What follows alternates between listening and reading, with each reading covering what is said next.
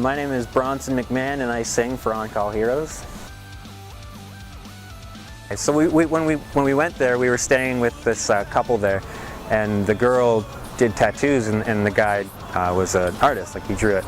And we were all, and she said like, oh, I'll give you all free tattoos. So we're like, sweet, like what do we want? Like get a tour tattoo. They had this pug named Frank, and it's like we're all trying to think, and then like Frank comes running in, and he's like just one of those like overactive dogs where he's like just jumps on you and pisses on you because he's so excited. We're like, as a joke, we're like, yeah, Frank, we want Frank as a tattoo. And then like kind of half kidding, but then like 15 minutes later, Jamie was like, how about this? And he had the drawing, and we're like, yeah.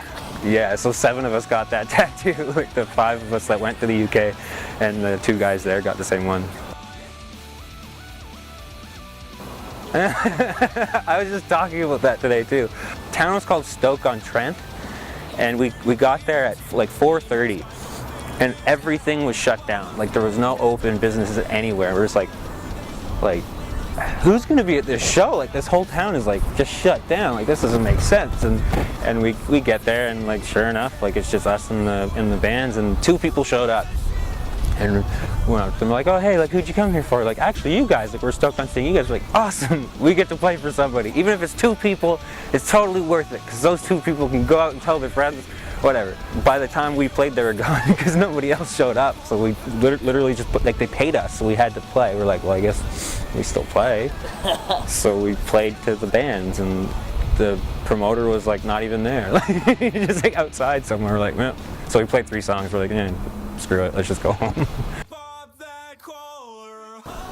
We were trying to break in our driver because we get really close with everybody, and we just joke around, and he was really hesitant. Like so we're like hitting on him as a joke, and then he's just like no. And then Blaine, like at the beginning of the tour, he's like, at the end of this tour, I'm gonna kiss your lips. And then we were in London. This is like our last day there, and we were in London, and we did get really close with him. He was a really cool guy, and he put up his bandana around his mouth, and he's like, okay Blaine, let's do this. And then the kiss. Oh yeah, well we were playing in London, so like, we were playing our first song there, and it was like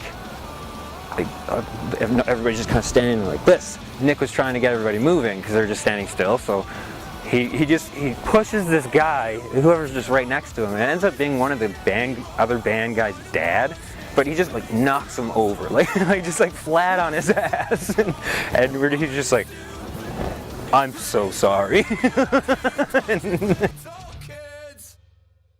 I've done those for a long time, but I was talking to the guys. We're interested in getting it started again once I get back home, because we want to do more of that kind of stuff. So. I was just at work one time, and I was just like, you know when you just zone out doing whatever you're doing, and I was just like thinking about band stuff like I usually do. It's just like, it's where like I kind of write, is when I space out. But I was just like, pop punk, not collars. It's like, that's awesome. Like I texted the guys, I was just like, what do you think? And they're like, yes, and we got it printed on shirts and stuff, and now I see it like all over the place, like on pop punk vlogs and stuff. Like, and I'm like, we came up with that, but whatever. Well, I hadn't been clean shaven for like 5 years. It's just I've always just had like, I should like trim it down or something, but it's like it's varied in sizes, but I've never been clean shaven.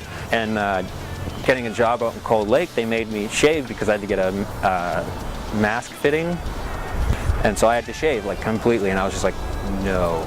And I got so sad, and I wrote a song about it like as a joke, and it got really, like, everybody seemed to love it. It was just, I wrote it to like make it sound like it was about a girl until the ending, where you realize it's about a beard, and everybody's just like, oh, that's ridiculous.